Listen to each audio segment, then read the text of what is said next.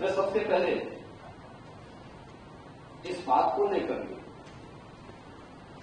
कि राज्यपाल प्रदेश का संवैधानिक प्रमुख होता है और एक संवैधानिक प्रमुख के प्रति जो हमारे प्रतिपक्ष के और उसमें भी मुख्य प्रतिपक्ष का जो आचरण रहा है संवैधानिक प्रमुख के प्रति भी और एक नारी के प्रति भी जिस प्रकार का भद्र और शिष्ट व्यवहार रहा है महोदय, वह न केवल लोकतंत्र को कमजोर करता है बल्कि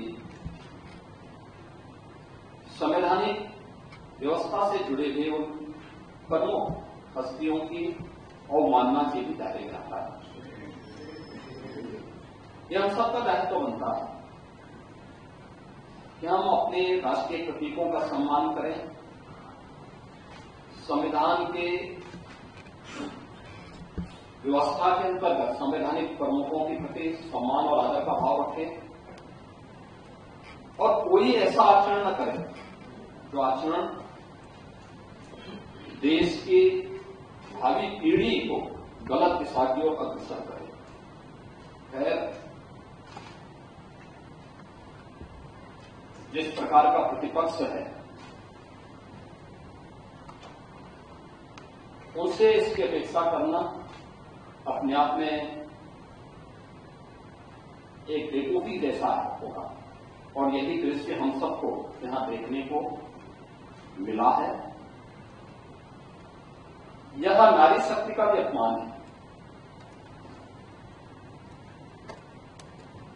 एक इतना अनुभवी राजनेता जो सौभाग्य से आज प्रदेश की राज्यपाल के रूप में अपना मार्गदर्शन और नेतृत्व हम सबको प्रदान कर रही है, उनके प्रति इस प्रकार का भद्र व्यवहार इस समाजवादी पार्टी की वास्तविक सोच को, प्रतिपक्ष की नकारात्मक दृष्टिकोण को भी प्रदर्शित करता है। महोदय, राज्यपाल जी ने अपना जो भाषण संवेद सदन में प्रस्तुत किया वह सरकार की उन उपलब्धियों को लेकर के भी है जो पिछले 8.5-9 वर्षों के अंदर हम लोगों ने प्रदेश के अंदर प्राप्त किया है।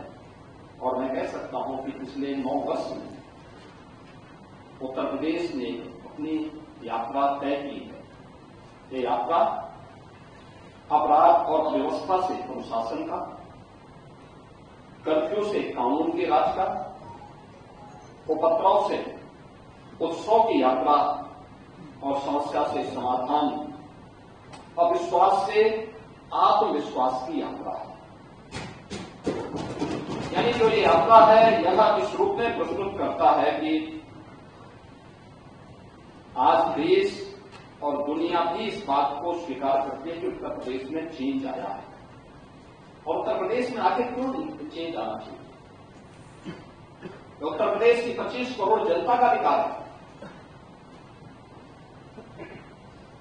उनको भी वह हक मिलना चाहिए था जिसका वह अधिकारी था। लेकिन दुर्भाग्य से अपने संकुचित एजेंडे को लेकर के चलने वाली सरकारों ने प्रदेश के भरोसे के साथ यहां की जनता जनार्दन के साथ खिलवाड़ किया, उनके सामने पहचान का संकट खड़ा किया, प्रदेश को अराजकता, अव्यवस्था, अपराध का एक गढ़ बना दिया। कर्फ्यू यहां की पहचान बन गई थी। उन स्थितियों में क्या उत्तर प्रदेश, जिसको हम भारत के शाश्वत मूल्यों के आधार भूमि मानते हैं,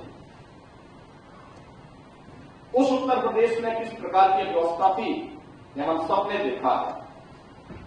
लेकिन महोदय, आज मैं इस बात को कह सकता हूं कि डबल इंजन सरकार की स्पष्ट नीति, साफ नियत, सुशासन के प्रति प्रतिबद्धता के कारण आज हम लोगों ने उत्तर प्रदेश को बॉटलनेक से देश की अर्थव्यवस्था का एक ब्रेक थ्रू बनाने में सफलता प्राप्त की है।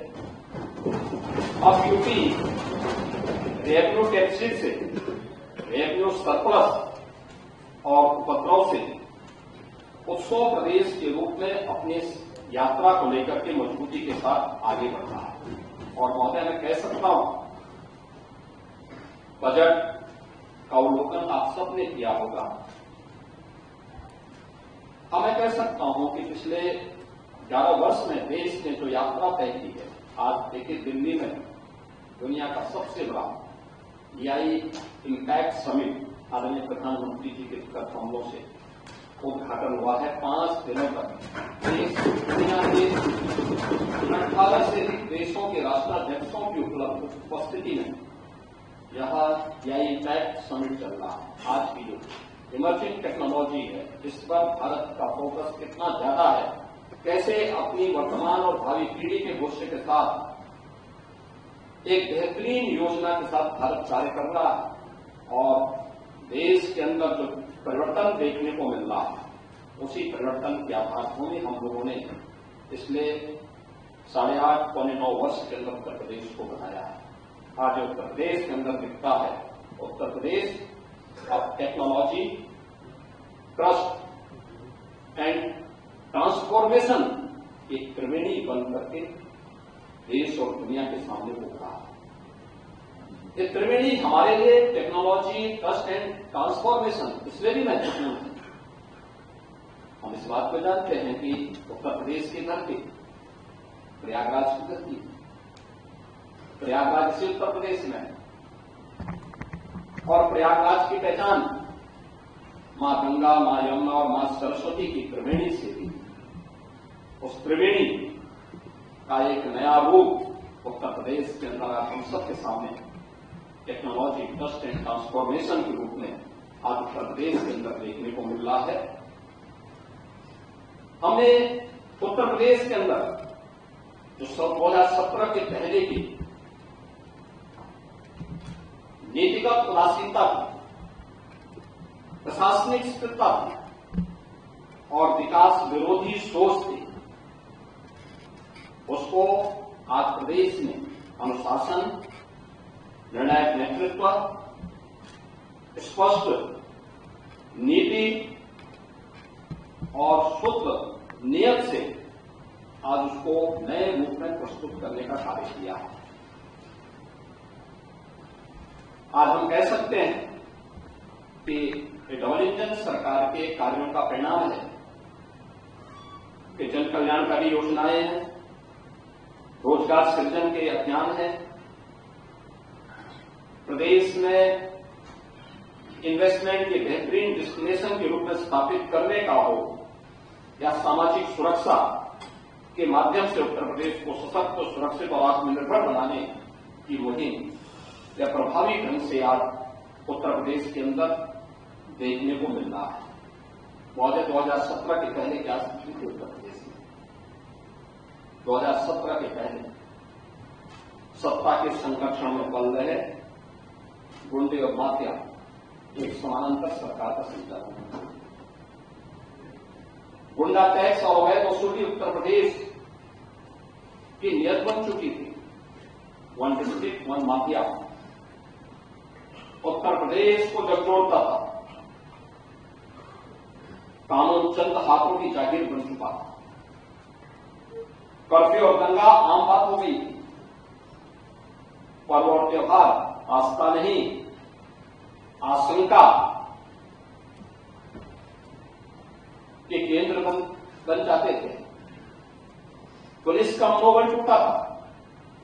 न बेटी सुरक्षित थी, न व्यापारी सुरक्षित था। प्रदेश की छवि अराजकता और अस्थिरता का पर्याय बन गया था।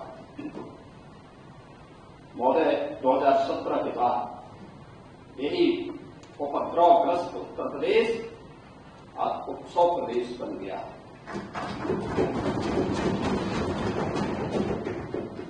आज कानून का राज है। हमने बार बार कहा है, विकास की पहली शर्त रूल ऑफ लॉ, और रूल ऑफ लॉ के इस लक्ष्य को प्राप्त करने के लिए सरकार ने पूरी मजबूती के साथ काम किया। प्रदेश के अंदर रिकॉर्ड पुलिस भर्तियां की, महिला सशक्तिकरण पर ध्यान दिया, युवाओं के लिए नई नई योजनाएं बनाई, मॉडर्न पुलिसिंग और सुदृढ़ साइबर एवं फॉरेंसिक इंफ्रास्ट्रक्चर के विकास के लिए कार्य किया। आज उत्तर प्रदेश के अंदर सुदृढ़ कानून व्यवस्था की स्थिति के कारण उत्तर प्रदेश अब फेयर जोन से फेल जोन में बदल गया है। अब उत्तर प्रदेश में है नहीं, बल्कि आस्था के कारण लोग उत्तर प्रदेश के अंदर आ रहे हैं और आस्था आज उत्तर प्रदेश के अंदर देखने को मिल रही है। अब कर्फ्यू कल्चर नहीं है, अब जीरो टॉलरेंस कल्चर ने उत्तर प्रदेश को एक नई पहचान दी है। अब दंगों की जगह फेस्टिव और टेम्पल टेक्नोलॉजी इकोनॉमी ग्रो कर रही है, यानी यहां पे ग्रो कर रही है। तो पहले उत्तर प्रदेश के अंदर एक है कि दंगों के कारण अव्यवस्था थी, आज उसकी जगह उत्सव है, यानी फेस्टिव एंड टेम्पल इकोनॉमी प्रदेश के अंदर ग्रो कर रही है। आपने देखा होगा महाकुंभ में 66 करोड़ से अधिक श्रद्धालुओं का आगमन। अभी प्रयागराज में माघ मेला संपन्न हुआ है, कभी संपन्न हुआ है। कोई सोचता था प्रयागराज में माघ मेला में? कल्पवासी आते थे, पौष पूर्णिमा से माघ पूर्णिमा तक 1 महीने का उनका आगमन होता था। और कल ही प्रयागराज के महाशिवरात्रि के आयोजन में प्रयागराज में 40 लाख से अधिक श्रद्धालुओं ने त्रिवेणी में स्नान किया। इस पूरे माघ मेले में पहले कुल कुछ लाख श्रद्धालु आते थे, उसमें कल्पवासियों की संख्या ज्यादा होती थी। और इस बार माघ मेले में 21 करोड़ से अधिक श्रद्धालु त्रिवेणी में स्नान किया, जो आस्था की डुबकी लगाया। यानी ये जो श्रद्धालु आ रहा है उसको व्यवस्था का विश्वास है, सुरक्षा के प्रति वह आज निश्चिंत है। और ये केवल आस्था नहीं है। हम लोग जब बात करते हैं उत्तर प्रदेश की, प्रयागराज की, बहुत सारे मुद्दों पर हम इस बात को कहते हैं। उत्तर प्रदेश तो भारत की आत्मा उत्तर प्रदेश में निवास करती है। अयोध्या की मर्यादा है, काशी की शाश्वत चेतना है, मथुरा वृंदावन की भक्ति है, तो प्रयागराज की समरसता भी हम सबको त्रिवेणी हो या कुंभ या महाकुंभ सफल देखने को मिलती है। और इसका परिणाम आज हम सबको देखने को वहां मिल रहा है। 2017 से कोई कॉमनल राइट्स यूपी के अंदर नहीं हुए। अब हम कह सकते हैं कि यूपी में न कर्फ्यू है न दंगा है। अयोध्या की मर्यादा है, काशी की शाश्वत चेतना है, मथुरा वृंदावन की भक्ति है, तो प्रयागराज की समरसता भी हम सबको त्रिवेणी हो या कुंभ या महाकुंभ सफल देखने को मिलती है। और इसका परिणाम आज हम सबको देखने को वहां मिल रहा है। 2017 से कोई कॉमनल राइट्स यूपी के अंदर नहीं हुए। अब हम कह सकते हैं कि यूपी में न कर्फ्यू है न दंगा है, यूपी में सब चंगा है। महिलाओं को सुरक्षा और व्यापारियों को भय मुक्त वातावरण दिया गया है। इन 8 वर्षों में 2,19,000 पुलिस की भर्ती, इनमें 20% महिला बेटियों के लिए आरक्षण, यानी हम लोग जब आए थे तब उत्तर प्रदेश पुलिस बल में कुल 10,000 महिला कार्मिक थी। आज इनकी संख्या बढ़कर के 44,000 से अधिक हुई है। पुलिस की क्षमता में अभूतपूर्व, ट्रेनिंग क्षमता में अभूतपूर्व वृद्धि हुई। मुझे याद है 2017 में हम लोग आए थे, हमें पुलिस की भर्ती करनी थी, राज्य के पास ट्रेनिंग की क्षमता नहीं थी। हम लोगों ने मिलिट्री, पैरामिलिट्री और अन्य राज्यों के ट्रेनिंग सेंटर हायर किए और इस बार 7,200 पुलिस कार्मिकों की भर्ती हुई है। इन सब की ट्रेनिंग हम उत्तर प्रदेश के स्वयं के ट्रेनिंग केंद्रों में, ट्रेनिंग सेंटर्स में उनकी ट्रेनिंग आज सफलतापूर्वक प्रदेश के अंदर हो रही है। आज पुलिस की अवस्थापना सुविधाओं में अभूतपूर्व परिवर्तन हुआ है। अब खपड़ेल के बैरक की जगह हाईराइज बिल्डिंग में पुलिस कार्मिकों के लिए बैरक बनाए गए हैं। 7 पुलिस कमिश्नरेट मॉडर्न पुलिसिंग का एक नया मॉडल प्रस्तुत कर रहे हैं। तो साइबर थाना और साइबर सेल इनकी पहचान को और तेजी के साथ आगे बढ़ा रहे हैं। फॉरेंसिक साइंस इकोसिस्टम, आधुनिक पुलिसिंग और वैज्ञानिक साक्ष्यों के लिए आज अनिवार्य 3 नए कानून लागू होने के बाद पूरे देश के अंदर 7 वर्ष से ऊपर की सजा के लिए फॉरेंसिक एविडेंस अनिवार्य किया गया है। और उस फॉरेंसिक एविडेंस के लिए अब सरकार ने तय किया है कि हम लोग प्रदेश के अंदर पहले केवल 2 FSL लैब थे, फॉरेंसिक जो लैब थी वो मात्र 2 थी। आज हम लोग पहले ही 12 लैब जो 1 ग्रेड की है उनको प्रारंभ कर चुके हैं। 6 निर्माणाधीन है और सभी 75 जनपदों में 2-2 फॉरेंसिक वैन भी प्रदेश के अंदर आज फॉरेंसिक एविडेंस कलेक्ट करने के लिए आज संचालित हैं। 17 नगर निगम और गौतम बुद्ध नगर में सेफ सिटी की परियोजना लागू है। यूपी स्पेशल सिक्योरिटी फोर्स की 6 वाहिनियां प्रदेश के अंदर कार्यरत हैं और यूपी 112 जो इंटीग्रेटेड इमरजेंसी सेवा है इनको भी हम लोगों ने प्रदेश के अंदर तेजी के साथ आगे दी है। इसके रिस्पांस टाइम को बेहतर किया है।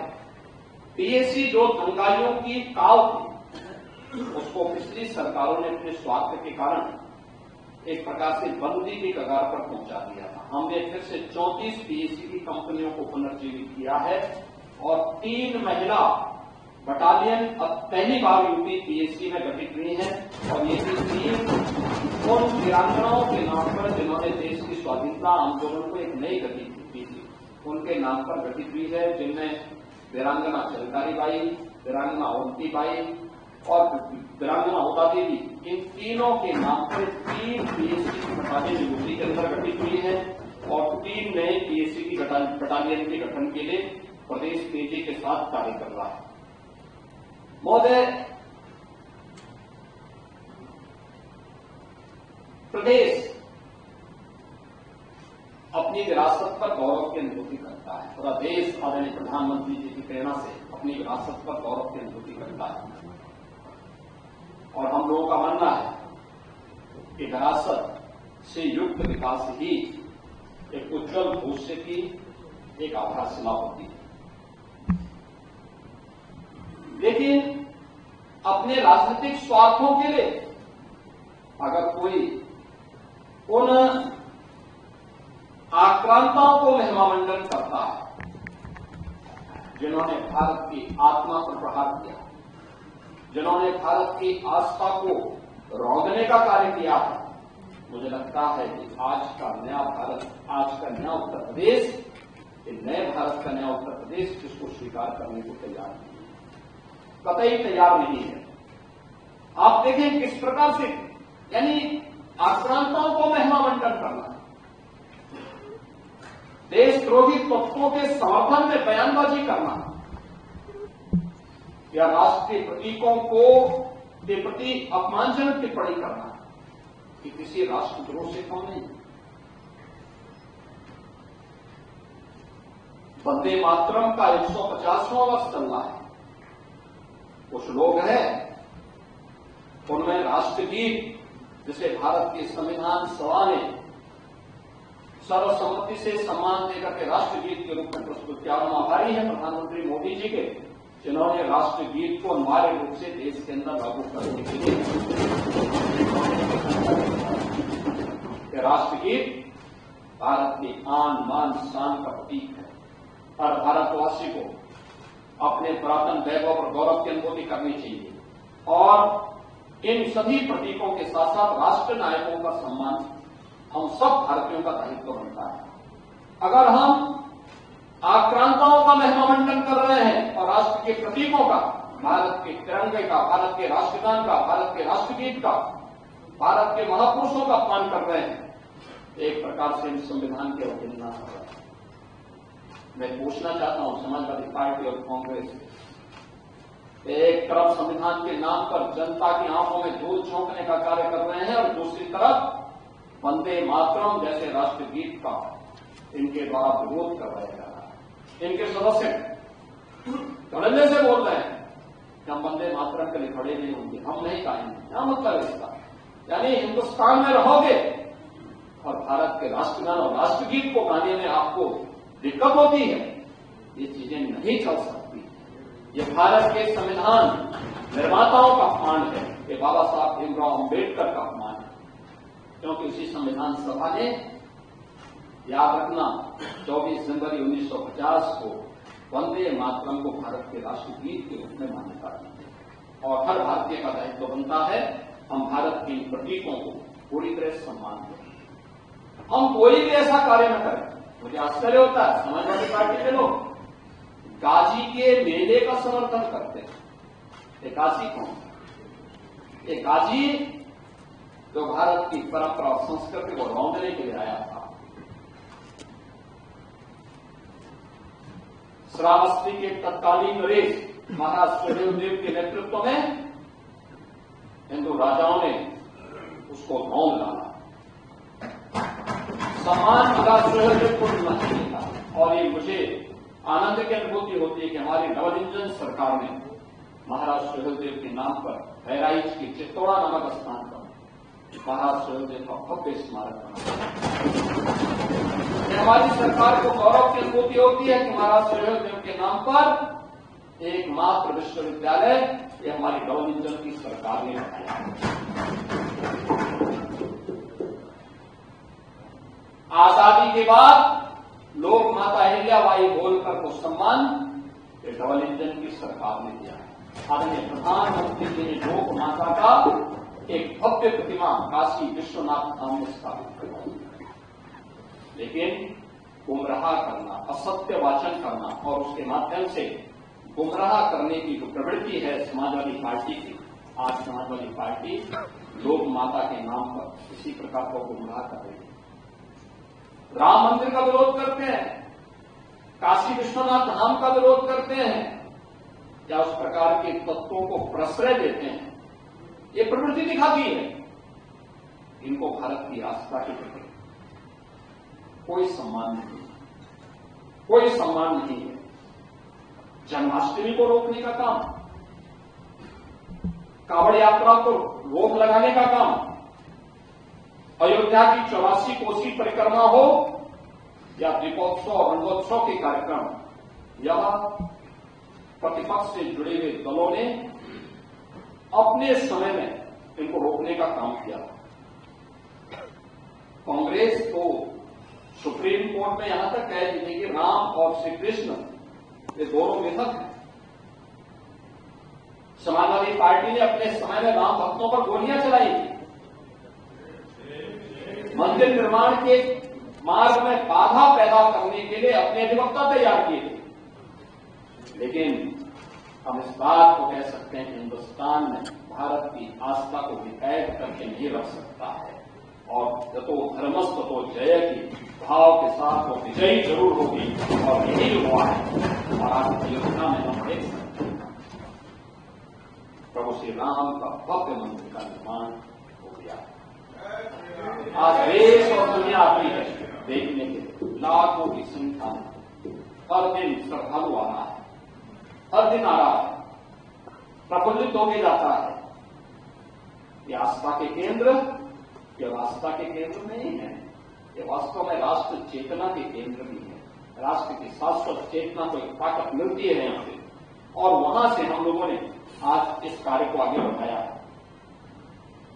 इन्हीं बातों को लेकर के हम लोग लगातार इन बातों को देखते हैं कि भारत की इस आत्मा के प्रति सम्मान का भाव रखना और वहां कार्य करना, ये हम सबके लिए गौरव की बात है और हम लोगों ने उसी कार्य के साथ अपनी विरासत पर गौरव की अनुभूति करने के साथ ही उससे प्रेरणा, उसका सम्मान और उसके बेहतर भविष्य के लिए एक ठोस कार्य योजना के साथ नवनिंजन सरकार ने कार्य किया है।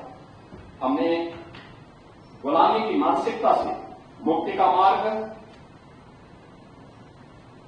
लेकर के आदरणीय प्रधानमंत्री जी ने देश की आजादी के अमृत महोत्सव वर्ष के समय विकसित भारत के लिए जिन पंचप्रण की बात की थी, उसी से प्रेरणा लेकर के आज हम एक सशक्त भारत की अटल आधारशिला बनाने के लिए हम लोगों ने अपनी आस्था को आगे बढ़ाने का काम किया है।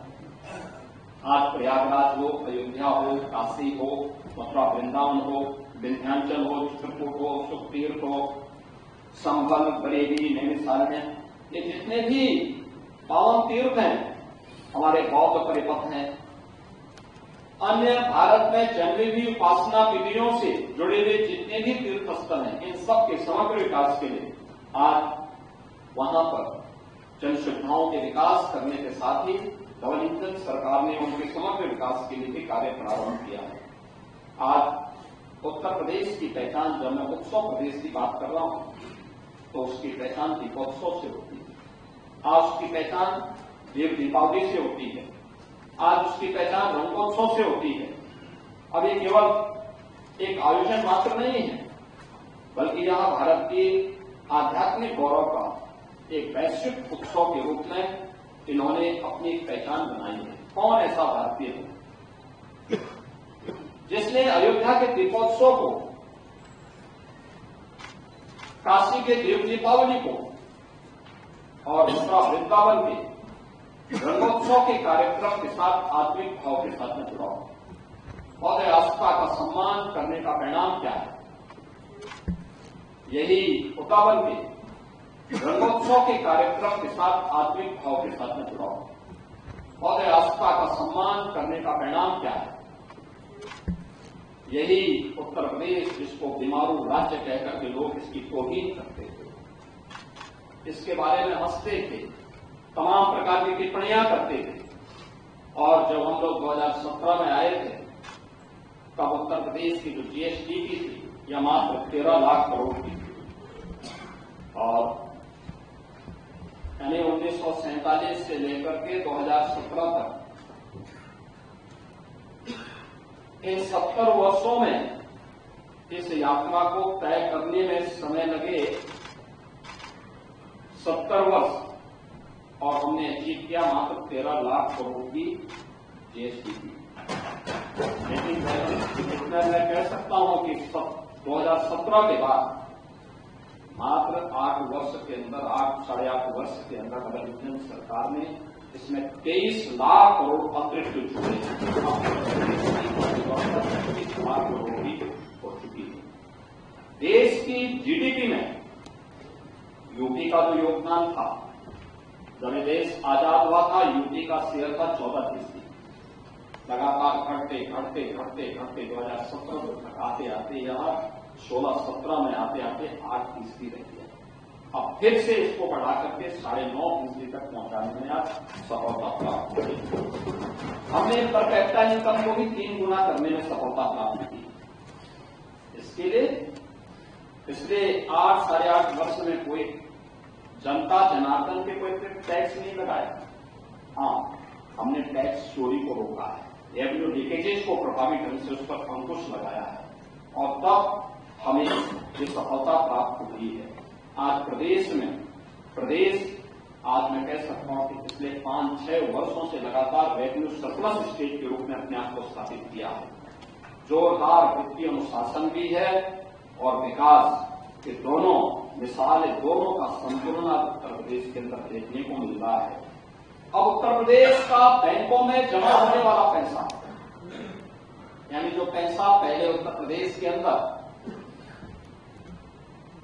100 रुपया अगर जमा होता था, तो मात्र 43 रुपया बैंकों में जमा, वहां पब्लिक के उपयोग में खर्च होता था। आज हमने इसकी संख्या बढ़ा करके 100 में से 61 से 62 रुपया आज उत्तर प्रदेश के नौजवानों को, यहाँ के व्यापारियों को आज खर्च करने के लिए प्राप्त होता है। यानी सीडी रेशो 45% से बढ़ा करके हमने 61-62% पहुंचाने में सफलता प्राप्त की है। और अब मैं इस बात को कह सकता हूं कि हर एक व्यक्ति इस बात को गौरव के साथ कहता है कि उत्तर प्रदेश बेहतरीन स्थिति में है। उत्तर प्रदेश सही दिशा में आगे बढ़ रहा है। महोदय, अन्नदाता किसानों की चर्चा हमारे गाये बगाए हमारे प्रतिपक्ष के लोग भी करते हैं। नियत उनकी साफ नहीं, क्योंकि उत्तर प्रदेश तो देश की सबसे बड़ी आबादी का राज्य भी है और सबसे अधिक खाद्यान्न उत्पादन भी करता है। लेकिन अन्नदाता किसानों की स्थिति इनके समय में क्या है, इन्होंने कहां पहुंचा दिया था। आज हम कह सकते हैं भारत का अन्नदाता या अन्नदाता भारत की एक पहचान थी। भारत आज से 2000 वर्ष पहले दुनिया की अर्थव्यवस्था का सिरमौर था। 44 से 45% अर्थव्यवस्था पर भारत का एकाधिकार था और भारत का स्वर्णयुग था। आज से 400 वर्ष पहले भी यही भारत के अंदर स्थिति थी कि भारत का शेयर ग्लोबल इकोनॉमी में भारत की स्थिति 24 से 25% पर भारत का था। औपनिवेशिक काल में यहां पे शोषण किया गया, लूटा गया, परंपरागत उद्यम को समाप्त किया गया। अन्नदाता किसानों को जो पहले उपभोक्ता उत्पादक था उसको उपभोक्ता बना करके रख दिया। कच्चा माल यहां से बाहर जाता था, सस्ते में वहां से पक्का माल बन करके आता था और उस पर भारी टैक्स लगते थे और महंगा होकर के यहां बेचा जाता था। लेकिन आज हम कह सकते हैं कि अब जो पिछली सरकारों ने भी औपनिवेशिक काल की उसी मानसिकता के साथ अन्नदाता किसानों के साथ अपने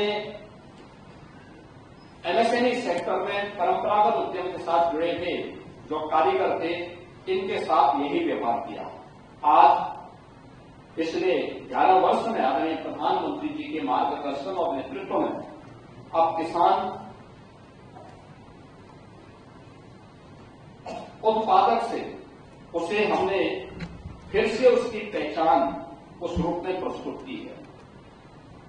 चाहे वह अपने आप में किसान हो, कारीगर हो, इन सभी को हम लोगों ने मजबूती के साथ आगे बढ़ाया है। तो हम इस बात को मानते हैं कि देश किसानों के श्रम से, कारीगरों की सृजनशीलता से खड़ा हुआ है। हर गांव हमारे यहां एक आत्मनिर्भर इकाई हुआ करती है, ग्राम स्वराज उसके आधार से लाते हैं।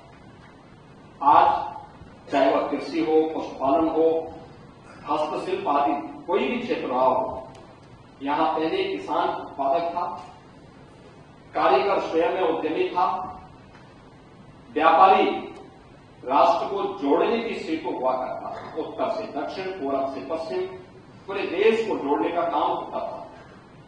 17 के पहले कृषि के बारे में कोई स्पष्ट नीति नहीं थी। अन्नदाता केवल एक वोट बैंक बन गया था, लागत अधिक थी, उत्पादन कम था और बिचौलियों का वर्चस्व था। 17 के बाद डबल इंजन के डबल स्पीड, लागत कम, उत्पादन ज्यादा। अन्नदाता को विकास में भागीदार बनाया गया और अन्नदाता से उद्यमी बनने की कहानी आज उत्तर प्रदेश के अंदर देखी जा सकती है। जब हमारा अन्नदाता किसान एफपीओ के माध्यम से या जब गांव की एक महिला ड्रोन दीदी के रूप में अपनी एक पहचान बनाती है। आज विकास की यात्रा में हमारा अन्नदाता किसान सक्रिय रूप से सहभागी बना है।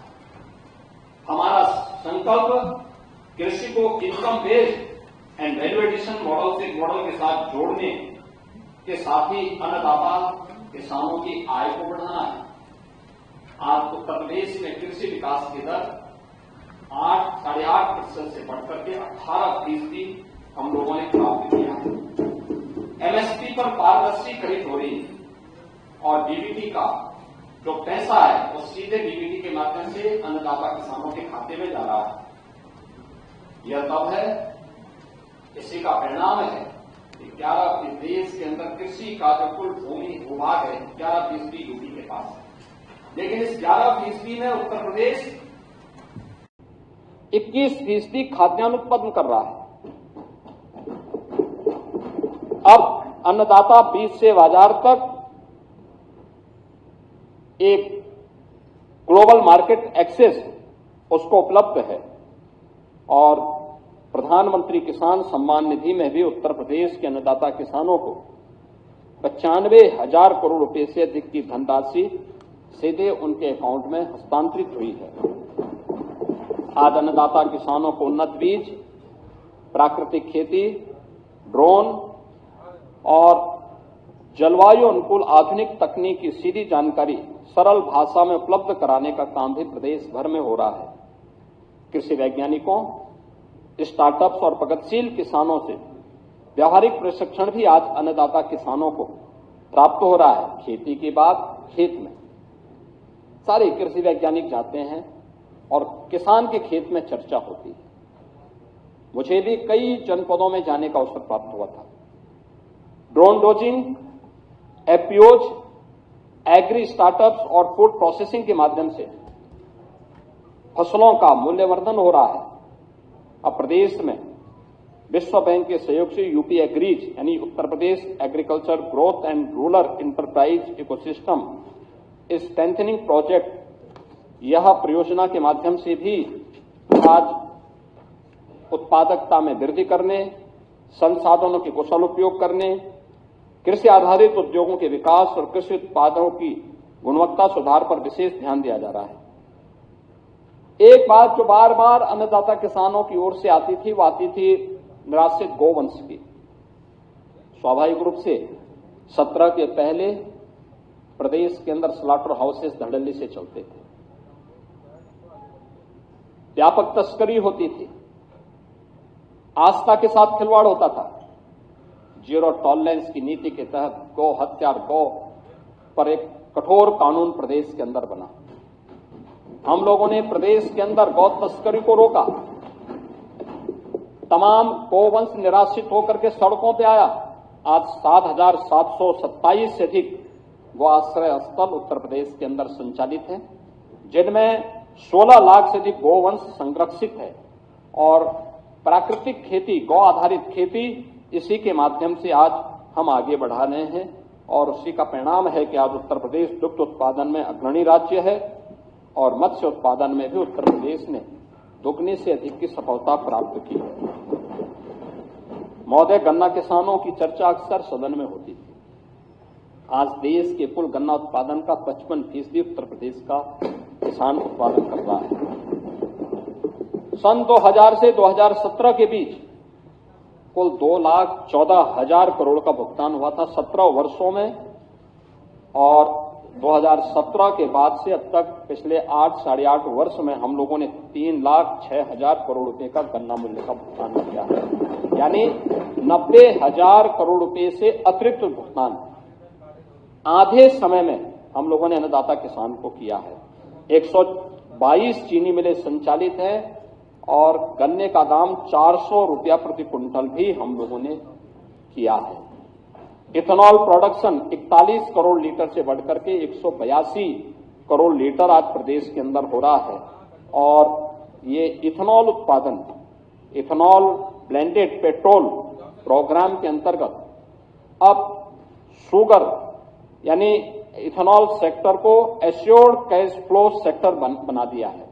इथेनॉल उत्पादन में ब्लेंडिंग होने के बाद से अब ये मान्यता एक कैश क्रॉप के रूप में गन्ना तो माना ही जाता था, अब इथेनॉल उत्पादन भी यानी अन्नदाता किसान और चीनी मिलों का एश्योर्ड बायर फास्टर पेमेंट भी इसके माध्यम से सुनिश्चित हुआ है।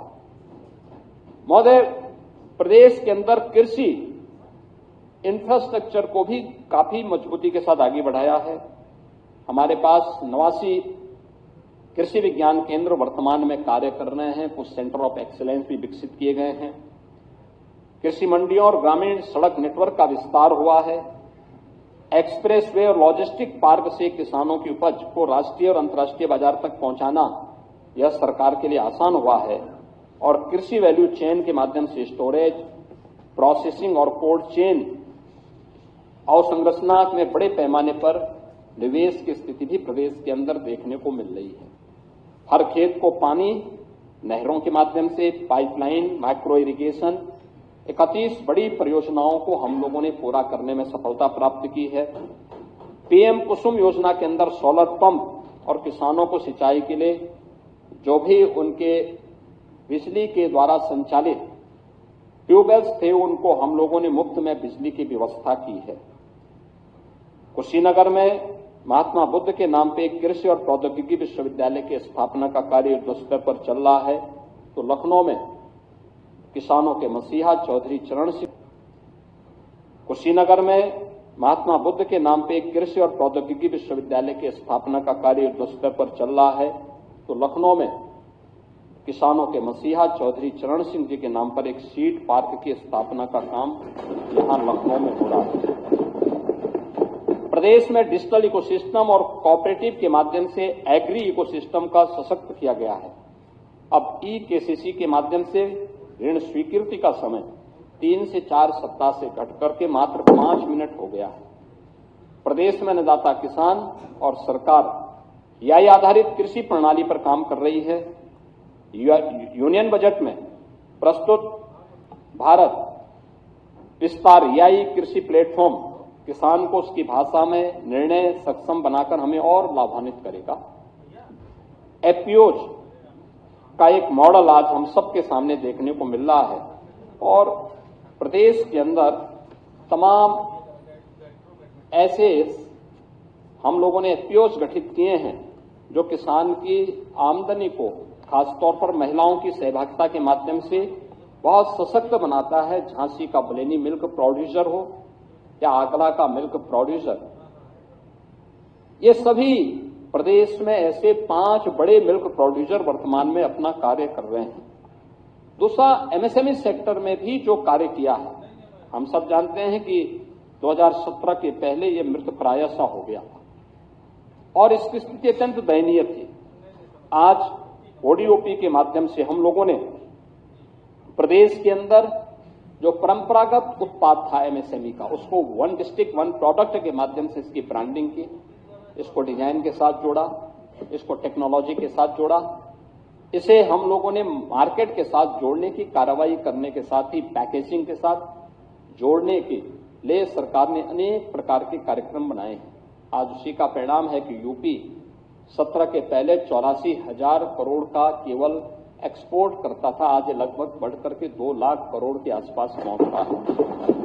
77 यानी 77 हमें जीआई टैग प्रोडक्ट आज प्रदेश के अंदर मौजूद हैं जो ग्लोबल मार्केट में जिनके लिए किसी उनकी क्वालिटी पर कोई प्रश्न नहीं खड़ा कर सकता, ये आज यूपी के अंदर मौजूद है। आज प्रदेश के अंदर पीएम विश्वकर्मा हो या विश्वकर्मा श्रम सम्मान, इनके माध्यम से प्रदेश के परंपरागत हस्तशिल्पी और कारीगरों को सम्मान दिया जा रहा है। और इस बार उत्तर प्रदेश स्थापना दिवस के आयोजन के अवसर पर उत्तर प्रदेश ने 1 डिस्ट्रिक्ट 1 कुजीन के कार्यक्रम को भी आगे बढ़ाया है। यानी ये एक नई ब्रांड यूपी दे रहा है जिसमें एक जनपद एक व्यंजन के अभाव उत्तर प्रदेश के अंदर आज देखने को मिल रहा है। 96 लाख एमएसएमई यूनिट प्रदेश को 3 करोड़ से अधिक नौजवानों को यहां पे रोजगार सृजन का माध्यम बना है। तो साथ साथ आदरणीय प्रधानमंत्री जी जो बात कहते हैं लोकल टू ग्लोबल, आज उसका मॉडल हमारा 1 डिस्ट्रिक्ट 1 प्रोडक्ट बना हुआ है जिसने देश के अंदर यूपी को एक नई पहचान दी है। 17 के पहले सब मृतप्राय सा हो गया था, हताश थे लोग, निराश थे। और जो देश, जो समाज, जो सरकार अपने अन्नदाता किसानों को आत्महत्या करने के लिए मजबूर करती हो, जो सरकार अपने हस्तशिल्पियों का सम्मान नहीं कर सकती हो, उसका कोई भविष्य नहीं और उसके सामने वैसे ही अंधकार होना होगा जैसे समाजवादी पार्टी और कांग्रेस के सामने अंधकार। इन लोगों ने सभी सेक्टर्स में हर एक तबके का इन लोगों ने अपमान किया है, उन्हें हतोत्साहित किया है। किसी भी सेक्टर में आप देखेंगे महोदय, आज प्रदेश के अंदर अगर आप देखेंगे निवेश के लिए किस प्रकार के कार्य हुए हैं। 17 के पहले न कोई नीति थी, न सरकार की नियत थी। असीम संभावनाओं के बावजूद प्रदेश में कोई निवेशक नहीं आता था, क्योंकि निवेश की पहली शर्त है सुरक्षा, निवेश की दूसरी शर्त है सुविधा, और निवेश की तीसरी शर्त है कि हम एक पॉलिसी बना करके उन्हें प्रस्तुत करें, उनको बताएं कि हमारी ये पॉलिसी है, इस पॉलिसी के अंतर्गत आप यहां पर आइए, अपना विकास, अपना निवेश करिए। लेकिन ये तीनों प्रदेश के अंदर नहीं थी। एक fearless business, ease of doing business, trust in doing business, आज ये यूपी की एक नई पहचान बनी है, यूपी के अंदर एक नई पहचान दे रही है। आज हम लोगों ने ट्रिपल एस पर काम किया है, यानी प्रदेश के अंदर सेफ्टी है, स्टेबिलिटी है और डबल इंजन की सरकार होने के नाते स्पीड स्वाभाविक है।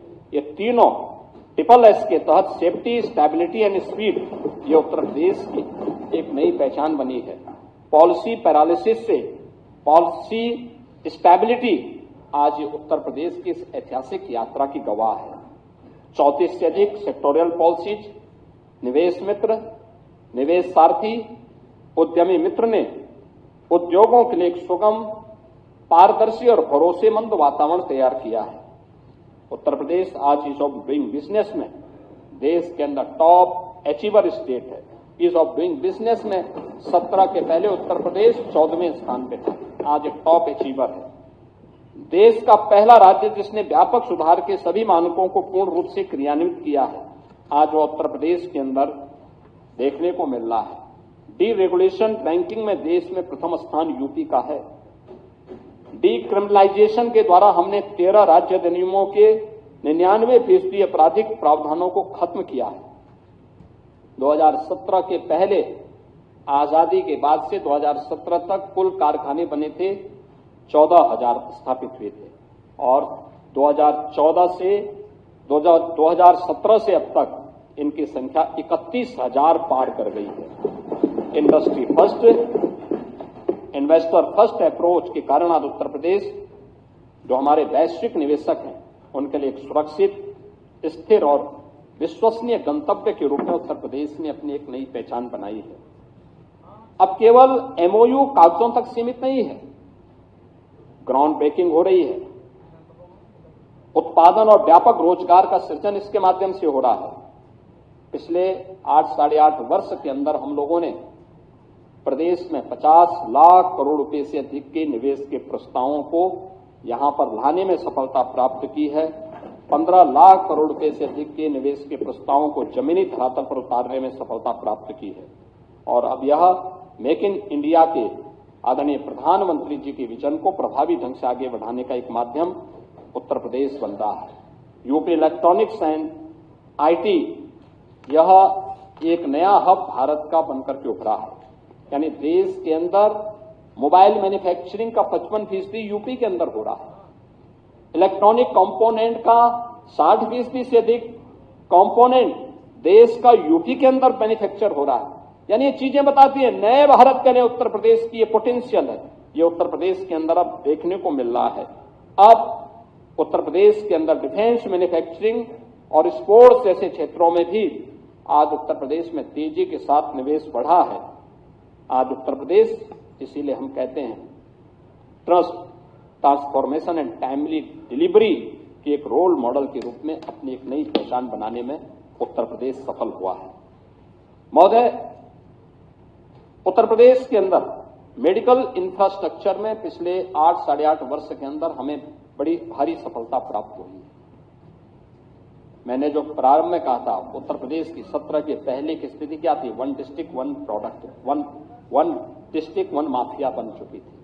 आज मुझे अच्छा लगता है देखते हुए, आज 1 district 1 medical college, 1 district 1 product आज यूपी की पहचान करेगी।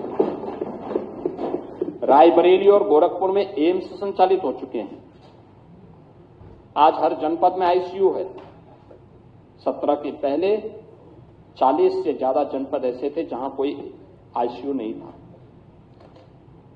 डिजिटल एक्सरे है, ब्लड बैंक है, डायलिसिस की सुविधा है, ऑक्सीजन प्लांट है, वेंटिलेटर है, ये सभी आज उपलब्ध हो रहे हैं। 108, 102 की एम्बुलेंस सेवा के रिस्पांस टाइम को ठीक करने का प्रयास हुआ है। टेलीमेडिसिन के माध्यम से दूर दराज के गांवों में भी स्वास्थ्य की सेवाओं को आगे बढ़ाने का काम हो रहा है। आज हम artificial intelligence, genomics, telemedicine, medtech, health take और क्लिनिकल रिसर्च को बढ़ावा देने के लिए ये future oriented, innovation based and technology operated स्वास्थ्य के इकोसिस्टम को तेजी के साथ आगे बढ़ाने में उत्तर प्रदेश आगे बढ़ा है। आज डबल इंजन सरकार का यह कार्य हर एक स्तर पर देखने को मिल रहा है और हमें कहते हैं कि आप कितनी भी बड़ी घोषणा करें, रिजल्ट क्या है? और रिजल्ट उसका यही है कि 2017 के पहले इंसेफ्लाइटिस से मासूम बच्चों की मौत होती थी। हर वर्ष 1200 से 1500 बच्चे मरते थे। आज इंसेफ्लाइटिस को डबल इंजन सरकार ने हमेशा के लिए समाप्त कर दिया। यानी हमने केवल माफिया को ही समाप्त नहीं किया है, उत्तर प्रदेश ने माफिया के साथ साथ इंसेफ्लाइटिस जैसी बीमारियों के कारक उन मच्छरों को भी और उसकी बीमारी को भी हमेशा के लिए समाप्त कर दिया है। यह उत्तर प्रदेश की एक नई पहचान बनी है। फार्मास्यूटिकल के क्षेत्र में भी उत्तर प्रदेश एक नई स्थिति को प्राप्त किया है। आज उत्तर प्रदेश के अंदर हमारे पास इस सेक्टर की अपनी एक पॉलिसी है। हम लोग ललितपुर में एक फार्मा पार्क का निर्माण कर रहे हैं। गौतम बुद्ध नगर जनपद में मेडिकल डिवाइस पार्क की स्थापना का कार्य युद्ध स्तर पर आगे बढ़ रहा है और उत्तर प्रदेश इस सेक्टर में अभी हाल ही में आपने देखा होगा कि देश का एक बड़ा हम लोगों ने फार्मा कॉन्क्लेव यहां लखनऊ में आयोजित किया था और उसमें जो लोगों के मन में एक यूपी के बारे में जो चेंज देखने को मिला, मैं देख रहा था मेरठ के एक सज्जन जिन्होंने फार्मा के एक बड़े उद्यमी हैं देश के, मेरठ के ही रहने वाले थे। उन्होंने कहा साहब मैं 2006 में रोते हुए यूपी छोड़ करके भागा था, क्योंकि किसी को भी जाना, अपनी धरती को छोड़ना अच्छा नहीं लगता। और मुझे कभी अगर किसी कार्यक्रम में आना होता था, क्योंकि उनके परिवार के एक लड़के का अपहरण हो गया था, उन्होंने यूपी रातों रात छोड़ा था। और मुझे बताओ वहां कॉन्क्लेव में उन्होंने कहा कि जब मैं अब यूपी में इससे पहले जब मैं 17 के पहले आता था किसी शादी ब्याह में तो चोरी छिपे आते थे, तुरंत कार्यक्रम अटेंड किया फिर भाग जाते थे। और आज मैं कह सकता हूं मैं दिन में रात्रि में कभी भी आता हूं, मुझे मेरठ आकर के गौरव की अनुभूति होती है। और फिर उनके आंखों में आंसू थे। उन्होंने कहा कि साहब हर सांझ के बाद एक सवेरा होता है, आज यूपी ने इस सवेरा ला करके इस सरकार ने दिखाया है। अब मैं भी यूपी के अंदर निवेश करना चाहता हूं। हर बड़ा फार्मा सेक्टर का उद्यमी यूपी के अंदर निवेश करने को इच्छुक है। इसीलिए 1472 एकड़ में हम लोग एकीकृत फार्मा पार्क ललितपुर में बना रहे हैं और इसके साथ ही हम लोगों ने 350 एकड़ में हम लोगों ने ग्रेटर नोएडा में यहाँ पे मेडिकल डिवाइस पार्क एम अथॉरिटी में हम लोग उसका निर्माण का कार्य तेजी के साथ आगे बढ़ा चुके हैं। प्रदेश के अंदर हर एक सेक्टर में हम लोगों ने कार्य किया है, खासतौर पर चाहे वह भूमंतु जातियां हों, जनजातीय समाज हों जिनकी कोई वाइस नहीं थी, बनटांगियां हो, मुसहर है, थारू है, कोल है, बुक्सा है, ये जितनी भी जातियां थी, जनजातीय समुदाय हों, कोल हैं, इन सबको जमीन के पट्टे देने के साथ ही इनको आवास उपलब्ध करवाने की कार्रवाई, अन्य बुनियादी सुविधाएं उपलब्ध करवाने की कार्रवाई, ये सभी आज प्रदेश के अंदर तेजी के साथ आगे बढ़े हैं। पीएम आवास योजना में जो आच्छादित थे उन्हें पीएम आवास से सीएम आवास योजना भी ग्राम्य विकास विभाग के माध्यम से संचालित होकर के उन सभी के जीवन में परिवर्तन करने का एक कारक बन रहा है। पिछले 9 वर्षों में सुरक्षा से समृद्धि और एम्पावरमेंट से एक्सीलेंस तक, यानी आत्मनिर्भर, उद्यमी और नेतृत्वकारी नारी शक्ति की यात्रा को हम लोगों ने देखा है। आज महिला सुरक्षा के साथ साथ शिक्षा, कौशल और स्वरोजगार, स्वास्थ्य और नेतृत्व के हर स्तर पर महिलाओं की सशक्त भागीदारी, यह आज प्रदेश के अंदर देखने को मिल रही है। हम लोगों ने 9 लाख सरकारी नौकरी यूपी के नौजवानों को दी है और मुझे बताते हुए प्रसन्नता है कि इनमें 1,75,000 से अधिक केवल बेटियों को दिया है, उत्तर प्रदेश की बेटियों को। आज बीसी सखी हो, ड्रोन दीदी हो, सेल्फ हेल्प ग्रुप और लखपति दीदी का एक मजबूत इकोसिस्टम यूपी के पास है। मिशन शक्ति के 5 चरण संपन्न हुए हैं। महिला सुरक्षा, सम्मान और स्वावलंबन के साथ अब महिला श्रम बल में इसका परिणाम क्या है? 13% 2017 के पहले जो महिला श्रम बल यह 13% थे और स्वावलंबन के साथ अब महिला श्रम बल में इसका परिणाम क्या है? 13% 2017 के पहले जो महिला श्रम बल यह 13% थे, अब ये बढ़कर के 36% तक पहुंचा है और ये मजबूती के साथ आगे बढ़ा है। और इसका बड़ा प्रमाण और क्या हो सकता है कि पहले जो एक कहावत थी ना कि देख सपाई बिटिया घबराई, अब वह नहीं है। अब तो प्रदेश के अंदर हम देख सकते हैं कि नाइट शिफ्ट में भी महिलाएं प्रदेश के अंदर ऑफिसेज में और उद्योगों में काम कर रही हैं। अभी आदरणीय प्रधानमंत्री जी ने सी मार्ट की घोषणा यूनियन बजट में करवाई है। ये गांव की उन महिला स्वयंसेवी समूह के लिए जो स्थानीय स्तर पर कोई प्रोडक्ट बनाती है, उनके लिए एक प्लेटफॉर्म का काम करेगा और उत्तर प्रदेश इस योजना के साथ जुड़ने का इच्छुक है। आज उज्ज्वला योजना, बेटी बचाओ बेटी पढ़ाओ अभियान, मातृवंदना योजना, मुख्यमंत्री कन्या सुमंगला योजना, मुख्यमंत्री सामूहिक विवाह की योजना, ये सभी उनके जीवन को उज्जवल बनाने में सहयोग कर रही हैं। तो 1,06,00,000 से अधिक निराश्रित महिलाएं, वृद्धजन और दिव्यांग जनों को 12,000 रुपये सालाना पेंशन की सुविधा भी हम प्रदेश के अंदर उपलब्ध करवा रहे हैं। और हम लोगों ने इस बार के बजट में बहुत व्यवस्था की है कि इन सभी के पेंशन की इस राशि को बढ़ाने का काम सरकार करेगी।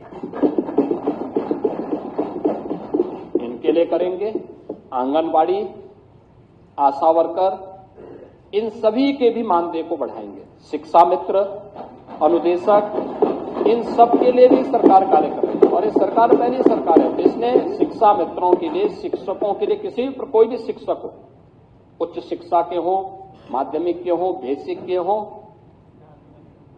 वे शिक्षा मित्र हो, अनुदेशक हो, इन सबको, शिक्षणोत्तर कर्मचारियों, इनको हम लोगों ने 5 लाख रुपए तक की कैशलेस स्वास्थ्य की सुविधा उपलब्ध करवाई।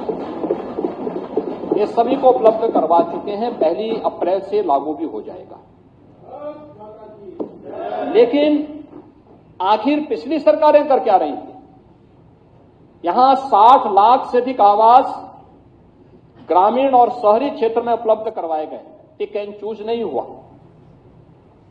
गरीब गरीब है, हर जरूरतमंद को ये सुविधा मिलनी चाहिए। हमारे लिए सबका साथ और सबके विकास, प्रधानमंत्री जी का यह स्लोगन एक मंत्र के रूप में अंगीकार करते हुए हम लोगों ने हर जरूरतमंद को इन सुविधाओं के साथ जोड़ने का काम किया है। और अब सरकार इस बारे में भी कह रही है कि आगे भी विकास का यह मॉडल इसी रूप में आगे बढ़ेगा। हर जरूरतमंद को प्रदेश सरकार उसी रूप में आगे बढ़ाने का काम करे। जीरो पॉवर्टी के लक्ष्य को प्राप्त करने के दिशा में सरकार ने जो काम प्रारंभ किया है। हर जरूरतमंद को राशन कार्ड की सुविधा, याद करिए 2017 के पहले सबसे ज्यादा शिकायत आती थी राशन वितरण की। आज राशन वितरण की कोई समस्या नहीं, क्योंकि टेक्नोलॉजी का उपयोग किया गया है। आज प्रदेश के अंदर किसी भी स्तर पर गरीब को उसका हक प्राप्त हो रहा है। हम जब इसकी बात करते हैं, राजस्व से जुड़े हुए तमाम मामले आते हैं। पैमाइश का है, लैंड यूज का है, वरासत का है, नामांतरण का है। मुझे याद है 2017 के पहले 34 लाख मामले लंबित थे। हम लोगों ने राजस्व संहिता में व्यापक परिवर्तन किए और परिवर्तन करके इसको और आसान बनाया। और मुझे बताते हुए प्रसन्नता है कि महोदय पिछले 8.5 वर्ष के अंदर प्रदेश के अंदर राजस्व से संबंधित पैमाइश से, नामांतरण से, वरासत से जुड़े हुए जितने भी मामले थे, इन सब में 10 लाख नए मामले आए। लेकिन पिछले 34 लाख मामले जो थे, अगर न्यायालय में लंबित नहीं है, उन सभी का निस्तारण भी इस दौरान हमारी सरकार ने किया है। यानी 34 वर्षों की बोझ को सरकार ने 8-9 वर्षों के अंदर पूरा दूर किया है। एक कॉमन मैन को उसके माध्यम से हम लोगों ने राहत दी है। अब सरकार का फोकस, जब सबका साथ और सबके विकास की बात आती है, तो सरकार का फोकस तुष्टीकरण नहीं, एक कॉमन मैन की संतुष्टीकरण की तरफ होता है। और उसी संतुष्टीकरण के माध्यम से हम इस कार्य को आगे बढ़ाने का काम भी कर रहे हैं। और इसी का परिणाम है कि प्रदेश में बहुआयामी गरीबी से 6 करोड़ से अधिक लोगों को गरीबी रेखा से ऊपर उठाने में मदद प्राप्त हुई है। महोदय, प्रदेश के अंदर आज युवा उत्तर प्रदेश के रूप में उत्तर प्रदेश अपनी एक पहचान बना रहा है। हम देख सकते हैं देश के अंदर आबादी का सबसे बड़ा भाग हमारे पास है, सबसे बड़ा भाग यूपी के पास है। और हमें बताते हुए गौरव की अनुभूति होती है कि हमारी युवा ऊर्जा प्रतिभा संपन्न है। किसी भी सेक्टर में यूपी के नौजवानों को अवसर मिला, उसने अपनी प्रतिभा का छाप छोड़ा है। देश और दुनिया के अंदर आज वो अपनी पहचान मजबूती के साथ आगे बढ़ा रहा है। तमाम बड़ी बड़ी कंपनियों में सीईओ के रूप में अपनी धमक को दिखा रहा है। हर एक सेक्टर में उसने अपनी एक पहचान बनाई है। और उस पहचान को आगे बढ़ाने के लिए आज उत्तर प्रदेश के युवाओं के लिए, उत्तर प्रदेश में यानी 56 से 60% वर्कफोर्स है हमारे यहां यूथ की। ये कार्य कामकाजी है और उसको शिक्षा के साथ, कौशल विकास और तकनीक के साथ जोड़ने की कार्रवाई हो रही है। और इसके लिए artificial intelligence, digital technology, defence manufacturing, semiconductor और डाटा साइंस जैसे सेक्टर में भी हम लोगों ने तेजी के साथ इस कार्यक्रम को आगे बढ़ाने का काम किया है। हम सब आभारी हैं आदरणीय प्रधानमंत्री जी के, जिन्होंने कोविड कालखंड में 2020 में देश को एक नई राष्ट्रीय शिक्षा नीति दी है। ये राष्ट्रीय शिक्षा नीति परंपरागत अध्ययन के साथ साथ स्किल डेवलपमेंट पर ध्यान दे रही है और स्किल डेवलपमेंट को उसका पार्ट बना रही है।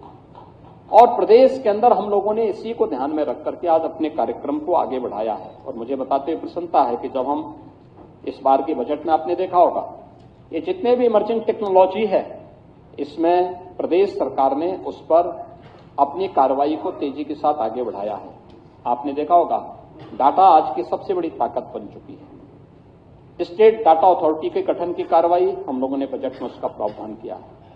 एआई आज देश का इमर्जिंग सेक्टर है, जिसमें आज मैंने बताया कि 5 दिवसीय एआई इम्पैक्ट समिट दिल्ली में आदरणीय प्रधानमंत्री जी के द्वारा आज उद्घाटन किया गया है। और दुनिया भर के राष्ट्राध्यक्ष इस कार्यक्रम में आज दिल्ली में सहभागी कर रहे हैं। यानी इस सेक्टर में कार्य करने की जो सबसे पहली आवश्यकता है वह डाटा सेंटर क्लस्टर की, और डाटा सेंटर क्लस्टर के लिए भी हमने इस बजट में व्यवस्था की है। इसके साथ ही प्रदेश के अंदर इससे जुड़े हुए सेक्टर में हमारी वोकेशनल एजुकेशन हो, टेक्निकल एजुकेशन हो, माध्यमिक शिक्षा के स्तर पर भी हम लोगों ने एआई का बेहतर उपयोग करने के लिए बजट में इस बार प्रावधान किया है। टाटा टेक्नोलॉजीज और सैमसंग के साथ भी हम लोगों ने इस दिशा में कार्य प्रारंभ किया है, तेजी के साथ कार्य प्रारंभ किया है। और प्रदेश के युवाओं के लिए हर युवा उद्यमी बन सके, हर वर्ष 1 लाख युवा उद्यमी बनाने की कार्रवाई सीएम युवा उद्यमी स्कीम के अंतर्गत हम कर रहे हैं, जिसमें मार्जिन मनी के साथ साथ प्रदेश के अंदर उन युवाओं के लिए हम लोगों ने आज के दिन पर गारंटी मुक्त और ब्याज मुक्त उनको लोन देने की व्यवस्था की है। एमएसएमई और ओडीओपी जैसे कार्यक्रम आज इस दिशा में तेजी के साथ आगे बढ़ा रहे हैं। तो यूपी का नौजवान डिजिटली सक्षम बन सकें, इसके लिए स्वामी विवेकानंद युवा सशक्तिकरण योजना के अंतर्गत टैबलेट की स्कीम भी प्रदेश के अंदर युवाओं के लिए तेजी के साथ आगे बढ़ी है। महोदय,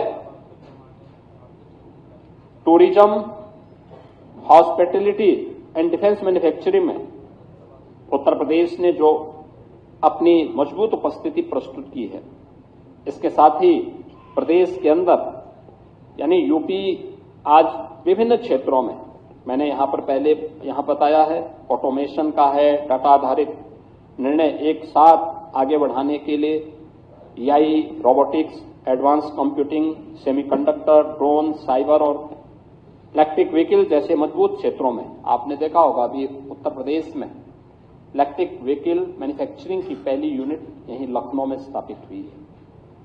और ऐसे ही ढेर सारे प्रस्ताव अब यूपी के अंदर आ रहे हैं। अब उत्तर प्रदेश की अपनी एक पहचान बन रही है। स्किल इंडिया के माध्यम से, स्टार्टअप इंडिया के माध्यम से, स्टैंड अप इंडिया के माध्यम से आज उत्तर प्रदेश का युवा तेजी के साथ अपनी एक नई धमक और एक नई पहचान बना रहा है। 20,000 से अधिक स्टार्टअप आज के दिन पे यूपी के अंदर है, 76 इंक्यूबेटर्स हैं, 7 सेंटर ऑफ एक्सीलेंस हैं, 8 यूनिकॉर्न आज प्रदेश की युवा नेतृत्व और इनोवेशन की ताकत प्रदेश के अंदर, देश के अंदर दिखा रहा है। और परिणाम है कि जब युवा स्वावलंबन की ओर अग्रसर होता है, आत्मनिर्भर होता है, तो बेरोजगारी की दर अपने आप ही कम होती है। 2017 के पहले जो प्रदेश के अंदर 19% से अधिक बेरोजगारी दर थी, आज वो घटकर के 2.24% तक पहुंची है। खेल इंफ्रास्ट्रक्चर का विकास तेजी के साथ हुआ है, गांव हो या शहर। हम लोगों ने खेल इंफ्रास्ट्रक्चर का विकास किया। हर गांव में खेल का मैदान, हर ब्लॉक स्तर पर मिनी स्टेडियम, हर जनपद में स्टेडियम का निर्माण। मेजर ध्यानचंद जी के नाम पे मेरठ में प्रदेश की पहली स्पोर्ट्स यूनिवर्सिटी। और इस बार बजट में एक नया चीज हम लोगों ने घोषित किया है कि हर डिविजनल हेडक्वार्टर पर हम लोग एक स्पोर्ट्स कॉलेज बनाएंगे और स्पोर्ट्स कॉलेज को सेंटर ऑफ किसी एक गेम के लिए सेंटर ऑफ एक्सीलेंस के रूप में हम विकसित करेंगे, जिससे खेल के क्षेत्र में भी हमारा युवा अपना कैरियर बना सके। 500 से अधिक युवाओं को जिन्होंने ओलंपिक में, एशियाड में, कॉमनवेल्थ में मेडल प्राप्त किए हैं, अब तक हम सरकारी नौकरी उपलब्ध करवा चुके हैं यूपी के अंदर। और 2030 के कॉमनवेल्थ गेम्स अहमदाबाद के लिए और 2036 के ओलंपिक के लिए हम लोगों ने सेंटर ऑफ एक्सीलेंस को विकसित करने की कार्रवाई को भी तेजी के साथ सरकार ने आगे बढ़ाया है। ये उत्तर प्रदेश के अंदर स्पोर्ट्स के सेक्टर में भी उत्तर प्रदेश तेजी के साथ अपनी उपस्थिति दर्ज किया है और उत्तर प्रदेश की यह पहचान उत्तर प्रदेश को आगे बढ़ा रही है। महोदय, आज इलेक्ट्रिक व्हीकल के बाजार में उत्तर प्रदेश की एक मजबूत धमक हुई है। यानी अगर हम आज के दिन पे देखेंगे तो कुल जितना भी इलेक्ट्रिक व्हीकल देश के अंदर खरीदे जा रहे हैं उनमें से 19% से अधिक हिस्सा यूपी का है। तिपहिया वाहनों में 40% से अधिक भागीदारी यूपी की है। फेम 1 और फेम 2 की प्रमुख लाभार्थी यूपी है। एक्सप्रेस कॉरिडोर पर और चार्जिंग स्टेशन की स्थापना और 700 अधिक इलेक्ट्रिक बसेज का संचालन यूपी के अंदर है। हम लोगों ने उत्तर प्रदेश के अंदर अपने संस्थानों में ये सभी कार्य आगे बढ़ाने का काम भी किया है। महोदय, मुझे जब यहां पे समाजवादी पार्टी विकास की बात करती है और इस सरकार की विकास की योजनाओं पर या बजट पे टिप्पणी करती है, हमें हंसी आती है। विकास की बात वे लोग कर रहे हैं और विकास के नाम पर आईना दिखाने का काम वे लोग कर रहे हैं जिन्होंने एक बार नहीं 4-4 बार अवसर मिलने के बाद भी प्रदेश के अंदर विकास की किसी ठोस योजना को लेकर के वे आगे नहीं बढ़ पाए। मैंने पहले भी कहा, इनका विकास का मॉडल क्या था? परिवारवादी था, तुष्टीकरण का था, दंगाइयों को पलवित और पोषित करने का था।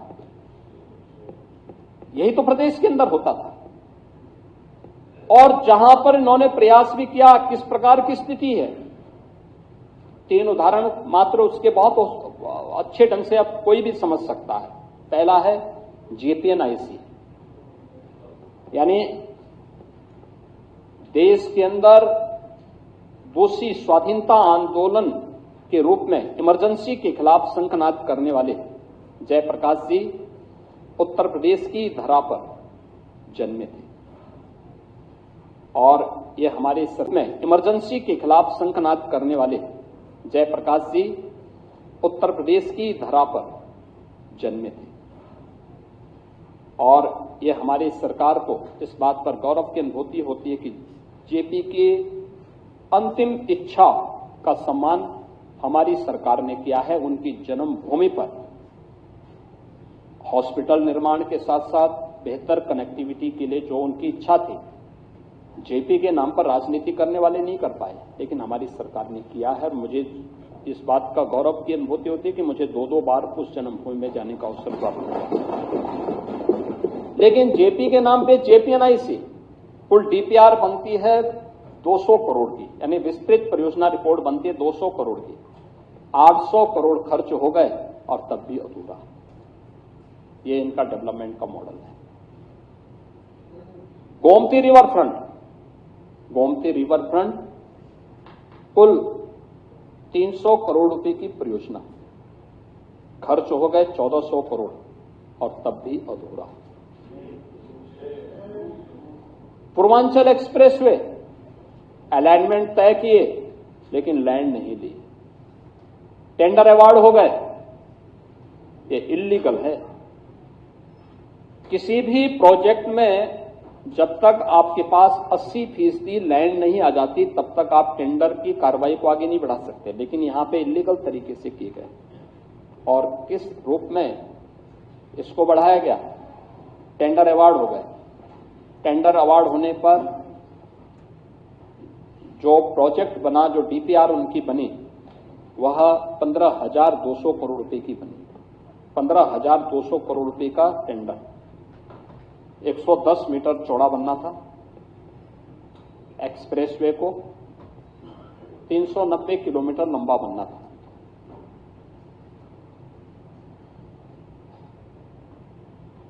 जब उत्तर प्रदेश के अंदर एनडीए की बीजेपी नेतृत्व की सरकार बनी, मैंने मई में इसका रिव्यू किया कि क्या प्रोग्रेस है। मार्च में हम लोग सरकार बनाए थे, मई के अंदर मैंने पूछा, मैंने कहा भी प्रोग्रेस क्या है?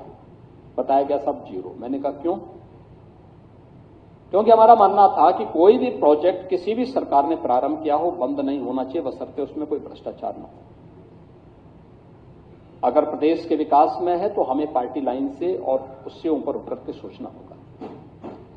लेकिन इस प्रोजेक्ट में जब मैंने देखा प्रोग्रेस जीरो है तो मैंने इसकी जांच, मैंने कहा भी क्यों नहीं काम हो रहा है? मुझे बताया गया कि साहब लैंड ही नहीं है। तो मैंने कहा लैंड नहीं है तो फिर ये टेंडर कैसे हो गए? इल्लीगल। हमने उसको कैंसिल करवाया। लैंड के अलाइनमेंट के थोड़ा चेंज करते हुए हम लोगों ने कहा कि भाई लैंड एक्वायर किया जाए। लैंड एक्वायर किया गया। हमने कहा 110 मीटर की बजाय 120 मीटर चौड़ा इसको करिए, क्योंकि प्रधानमंत्री जी के बुलेट ट्रेन के तर्ज पर अगर हम दिल्ली से वाराणसी तक बुलेट ट्रेन के लिए भी कुछ लैंड की व्यवस्था इसके साथ कर सकेंगे तो बेहतर होगा।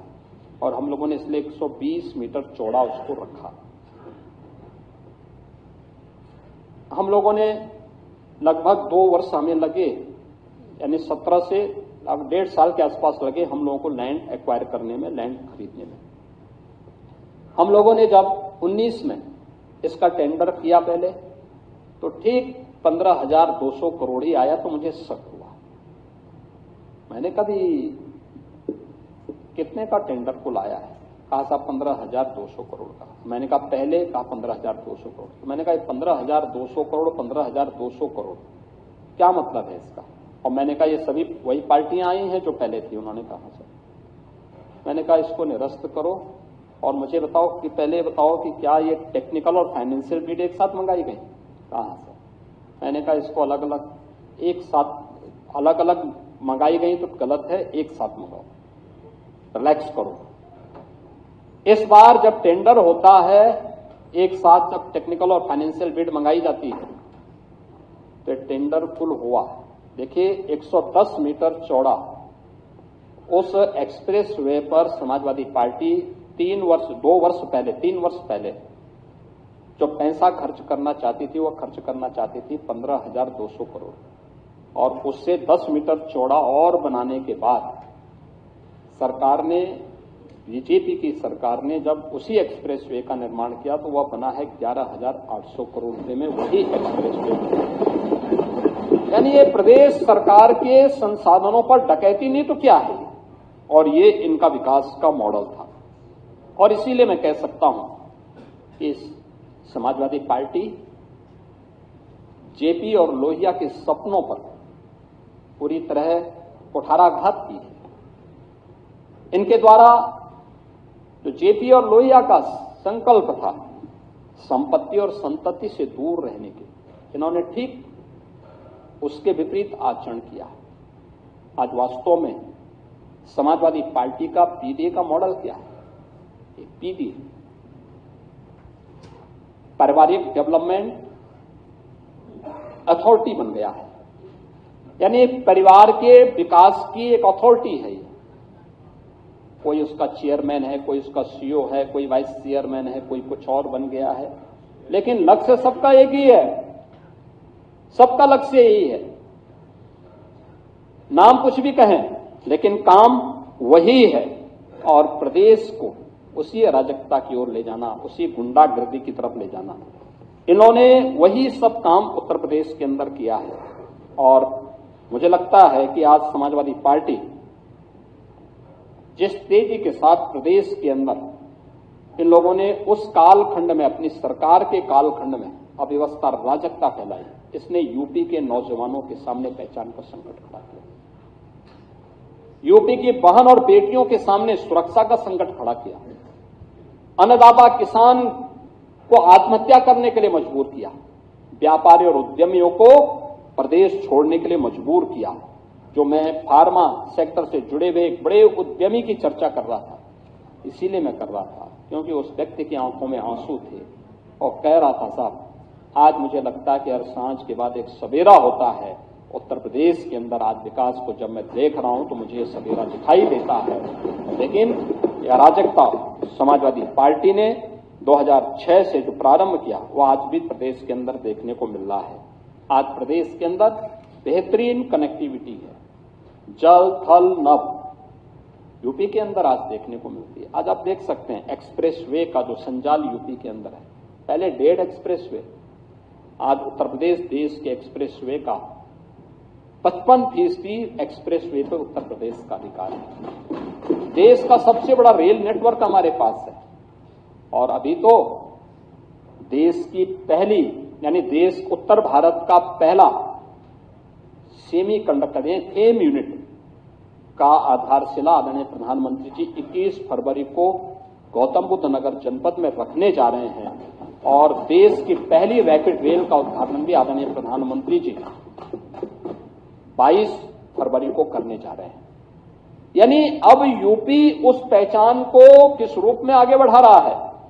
याद करिए ना, 17 के पहले मेरठ से दिल्ली की दूरी तय होती थी, कितना समय लगता था? 3 घंटे। आज 12 लेन 5 से 6 घंटे लगते थे। जाम निधि बन चुकी थी और उसमें भी सुरक्षा नहीं। राह चलते हुए कोई व्यक्ति चाय पीने के लिए गया और उस शिखंजी की किसी दुकान में बैठा, पता लगा गाड़ी गायब हो गई। बैल गाड़ी गई या कोई भैंसा गाड़ी गई तो पता लगा कि वो पीछे वाला ही बच जाता था, बाकी भैंस या बैल गायब हो जाता था, भैंसा या गायब हो जाता था। ये तो इनकी पहचान थी उस समय की। लेकिन आज यूपी में सुरक्षा का बेहतरीन वातावरण है और हर व्यक्ति उस दिशा में आगे बढ़ा है। अब यूपी के अंदर 12 लेन का हाईवे दिल्ली मेरठ के बीच, और ये दूरी मात्र 45 मिनट में आप तय कर सकते हैं। रैपिड रेल बनने के बाद यह दूरी मात्र 45 मिनट में आपको देखने को मिल सकती है। अब यूपी में 22 एक्सप्रेसवे का एक बेहतरीन नेटवर्क है, यानी 7 क्रियाशील हो चुकी हैं, 5 हमारे निर्माणाधीन हैं और 10 पर हम लोग अभी कार्य कर रहे हैं। दोनों डबल इंजन की सरकारें इसमें कार्य कर रही हैं। मेट्रो 6 पे हमारी चल रही है और एक मेट्रो का संचालन आपके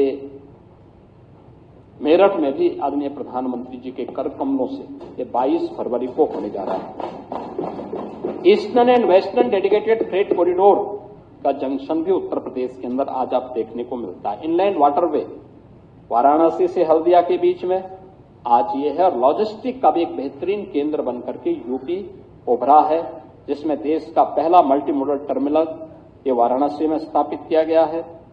इसके अलावा अन्य इसी रूट पर रामनगर, चंदौली, मिर्जापुर और गाजीपुर में टर्मिनल एवं फ्रेट विलेज को भी यहां पे विकसित करने की कार्रवाई हो रही है। लगातार प्रदेश इस दिशा में अपने कार्यक्रम को आगे बढ़ाया है। आज प्रदेश के अंदर एयर कनेक्टिविटी की बेहतर स्थिति है। प्रदेश के अंदर एयर कनेक्टिविटी के लिए अब हम लोगों ने प्रदेश के अंदर, यानी जब हम लोग आए थे तो 2 एयरपोर्ट संचालित थे, 2 आंशिक रूप से संचालित हो पाते थे। आज प्रदेश के अंदर 16 डोमेस्टिक और 4 इंटरनेशनल एयरपोर्ट पूरी तरह फंक्शनल है। प्रदेश के अंदर 5वां इंटरनेशनल एयरपोर्ट जेवर में बनकर के तैयार है और इसी महीने हमारा प्रयास होगा कि आदरणीय प्रधानमंत्री जी के कर कमलों से हम इस कार्य को आगे बढ़ाएंगे। देश का पहला MRO यह भी अब प्रदेश के अंदर स्थापित होने जा रहा है और इसको लेकर के भी, जिसमें एयरक्राफ्ट मेंटेनेंस एंड रिपेयर यह कार्य अब यूपी के अंदर भी होगा, जो पहले नहीं होता था, और ये भी यूपी आज उस दिशा में आगे बढ़ा रहा है। आज प्रदेश के अंदर शिक्षा की स्थिति बेहतर हुई है। बहुत सारे ऐसे मॉडल यूपी ने प्रस्तुत किए हैं, जैसे ऑपरेशन कायाकल्प बेसिक शिक्षा में आज स्कूल की स्थिति बेहतर हुई है। अटल आवासीय विद्यालय निराश्रित यानी श्रमिकों के बच्चों के लिए और निराश्रित बच्चों के लिए वर्ल्ड क्लास इंफ्रास्ट्रक्चर के साथ स्कूल की सुविधा हो, या आज वहां पर देखने को मिल सकता है। आज प्रदेश के अंदर CM कंपोजिट विद्यालय हर जनपद स्तर पर अभी 2-2 स्वीकृत किए गए हैं, लेकिन हमारा प्रयास है कि इसकी नेटवर्किंग को न्याय पंचायत स्तर तक फैला करके हम प्री प्राइमरी से लेकर के और 10-12वीं तक के बच्चों को एक कैंपस में पढ़ने की और बेहतरीन इंफ्रास्ट्रक्चर के साथ पढ़ने की सुविधा उपलब्ध हो, यह इस कार्य के साथ आगे बढ़ाने का काम हो रहा है। प्रदेश के अंदर प्रोजेक्ट अलंकार के तहत माध्यमिक शिक्षा और मैं जितने भी हमारे एडेड कॉलेजेस थे, जितने भी हमारे गवर्नमेंट कॉलेजेस थे, इनमें भी हम लोगों ने कार्य प्रारंभ किया है और उनको भी हमने पर्याप्त मात्रा में धनराशि उपलब्ध करवाई है। टाटा टेक्नोलॉजीज के साथ मिलकर के 150 ITI और अन्य कार्यों को भी हम लोगों ने मॉडर्न जो इमर्जिंग टेक्नोलॉजी है, AI, ड्रोन, रोबोटिक, इन सभी में आज प्रदेश ने कार्य प्रारंभ किया है। अब हमारे पास राजकीय क्षेत्र में भी और निजी क्षेत्र में भी लगभग 75 विश्वविद्यालय वर्तमान में राज्य के अंदर कार्य कर रहे हैं, जो उच्च शिक्षा के एक बेहतरीन केंद्र बनकर के उभरे हैं और उत्तर प्रदेश तेजी के साथ इस दिशा में कार्य कर रहा है। आज उत्तर प्रदेश के अंदर ये सभी सेक्टर हैं जिन पे प्रदेश को एक अच्छी सफलता प्राप्त हुई है। महोदय, ये तब होता है जब एक टीम वर्क प्रदेश के अंदर या देश के अंदर काम करते, तब परिणाम आते हैं। लोगों के मन में एक विश्वास होता है। हर तबके का व्यक्ति, क्या गांव हो, क्या गरीब हो, क्या युवा हो, क्या महिलाएं हो, क्या किसान हो, क्या हस्तशिल्पी हो, में कार्य कर रहा है। आज उत्तर प्रदेश के अंदर ये सभी सेक्टर हैं जिन पे प्रदेश को एक अच्छी सफलता प्राप्त हुई है। महोदय, ये तब होता है जब एक टीम वर्क प्रदेश के अंदर या देश के अंदर काम करते, तब परिणाम आते हैं। लोगों के मन में एक विश्वास होता है। हर तबके का व्यक्ति, क्या गांव हो, क्या गरीब हो, क्या युवा हो, क्या महिलाएं हो, क्या किसान हो, क्या हस्तशिल्पी हो, हर एक के मन में एक विश्वास, और वो विश्वास आज यूपी के अंदर देखने को मिल रहा है हर एक सेक्टर में। आज उत्तर प्रदेश के अंदर कानून का राज है, अपराधी भयभीत है, गरीब को सम्मान है, किसान खुशहाल है, महिलाओं को सुरक्षा की गारंटी है, युवाओं को आगे बढ़ने के लिए एक बेहतरीन अवसर है, हर गांव में बिजली है, हर हृदय में गर्व है, और मैं कह सकता हूं कि यूपी आज फिर से राम राज्य की आधार भूमि के रूप में अपने आप को एक नई पहचान के साथ आगे बढ़ रहा है। जन कल्याण, रोजगार सृजन, निवेश विस्तार के साथ ही सामाजिक सुरक्षा के माध्यम से आज उत्तर प्रदेश एक सशक्त सुरक्षित और समृद्ध प्रदेश के रूप में अपनी एक नई पहचान को बनाया है। हमारा लक्ष्य है 2029-30 में आदरणीय प्रधानमंत्री जी के विजन के अनुरूप उत्तर प्रदेश को $1 ट्रिलियन की इकोनॉमी के रूप में स्थापित करना, और उस दिशा में हम लोगों ने अपना बजट भी सदन में प्रस्तुत किया है। बजट के बारे में समाजवादी पार्टी अच्छा नहीं बोल पाई, क्योंकि बोलने उनके लिए अच्छा करने के लिए समय नहीं है। अच्छा किया नहीं तो अच्छा बोल भी नहीं सकते, तो उनके पास समय नहीं है, न बोलना चाहते हैं। लेकिन प्रदेश सरकार ने पूरी मजबूती के साथ डबल इंजन सरकार का लाभ लेते हुए प्रदेश के अंदर आदरणीय प्रधानमंत्री जी के विजन को प्रभावी ढंग से आगे बढ़ाने का काम किया है, और इस दिशा में प्रदेश सरकार पूरी प्रतिबद्धता के साथ कार्य करेगी। बहुत सारे सेक्टर हैं जिसमें ये लोग गुमराह करने का काम कर रहे हैं, और मैं खासतौर पर इस बारे में कहना चाहूंगा कि संवैधानिक संस्थाओं के प्रति किस प्रकार का भाव इन लोगों का रहता है, ये मैं देख करके भौचक रहता हूं। मैं देख रहा था समाजवादी पार्टी के नेताओं का बयान, और उनके उसको एक तो जातीय संघर्षों को बढ़ावा देना, आपस में लड़ाना, जैसा कि इन्होंने अपने एजेंडे का एक हिस्सा बना दिया है। समाज में जातीय विस्मरण करना, आपस में लड़ाना, आस्था का अपमान करना, गुंडागिर्दी और अराजकता को बढ़ावा देना, ये सब तो कर ही रहे हैं। लेकिन इन सब के साथ ही अब संवैधानिक जो हमारे संवैधानिक मूल्य हैं उन पर भी प्रहार करने में नहीं चूकते। अभी आपने देखा होगा वर्तमान में प्रदेश में SIR की कार्रवाई चल रही है। ये भारत निर्वाचन आयोग के द्वारा संपादित होता है। इसमें सरकारों की कोई भूमिका नहीं होती। भारत निर्वाचन आयोग जिस प्रकार की गाइडलाइन जारी करता है, सरकारें नहीं बल्कि तंत्र उसमें उसका अनुपालन करता है। ये सरकार का पार्ट नहीं होता। लेकिन भारत निर्वाचन आयोग SIR की कार्रवाई में ESD में एब्सेंट, डेथ एंड शिफ्टिंग 2,88,00,000 से अधिक लोग या तो अनुपस्थित पाए गए, या मृत पाए गए, या फिर शिफ्टिंग है। हमें आश्चर्य होता है कि समाजवादी पार्टी का ये वोट, समाजवादी पार्टी इसको जबरदस्ती अपना वोट बैंक बना करके इनके नाम पे फर्जी पोलिंग करती थी, और इसीलिए चिल्ला रही है कि फॉर्म 7 के नाम पर फर्जी काम हो रहा है। देखिए, तो व्यवस्था एक बनाई है भारत निर्वाचन आयोग ने कि फॉर्म 7 यानी 3 प्रकार के फॉर्म दिए गए। फॉर्म 6 नाम चढ़ाने का, फॉर्म 7 नाम काटने का, और फॉर्म 8 कोई संशोधन प्रस्तुत करना है तो इन सबको लेकर। फॉर्म 6 हो, आपको प्रमाण देना पड़ेगा कि मैं यहां का मतदाता हूं। कोई नया मतदाता है, फॉर्म 6 भरेगा। फॉर्म 7 किसी को नाम कटवाना हो, किसी का नाम कटवाना हो, फॉर्म 7 आप भरिए। लेकिन अगर कोई व्यक्ति फॉर्म 7 भर रहा है तो जिसके नाम का भरा जा रहा है वह व्यक्ति, उसके अगर वह व्यक्ति फिजिकली प्रेजेंट हो जाता है तो ये अपने आप फॉर्म कट जाता है। मैं नहीं समझ पा रहा हूं कि इसमें चिल्लाहट की कौन सी बात है और आरोप प्रत्यारोप की कौन सी बात है। और जिस तरीके से इनके पदाधिकारी और इनके कार्यकर्ता BLOs के साथ में इस पूरी प्रक्रिया के साथ जुड़े हुए लोगों के साथ दुर्व्यवहार कर रहे हैं, मारपीट कर रहे हैं, ये शोभा नहीं देता है। संवैधानिक संस्थाओं की अवहेलना है, उनका मजाक है, उनका अपमान है।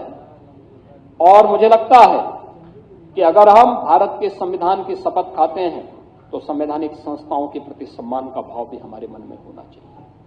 उनको हम पूरा सम्मान दें, हर प्रकार से आदर का भाव उनके प्रति रखें। लेकिन ये नहीं हो सकता है कि अपने अनुरूप हम संवैधानिक संस्थाओं की परिभाषा करें और उनको गढ़ने का काम करें। ये कतई और किसी भी स्थिति में स्वीकार्य नहीं हो सकता है। और इसीलिए मैं समाजवादी पार्टी से कहूंगा, क्योंकि यहां पे विधान परिषद में मुख्य प्रतिपक्षी पार्टी के नाते उनको कम से कम कांग्रेस से सबक सीखना चाहिए। विधान परिषद तो कांग्रेस विहीन हो गया है। अगर आपको भी यहां पर या विधानसभा में समाजवादी पार्टी विहीन बनना है तो फिर इस प्रकार के अनर्गल प्रलाप करिए। महापुरुषों का अपमान करने की जो प्रवृत्ति है संविधान पर उंगली उठा करके, इसको करिए।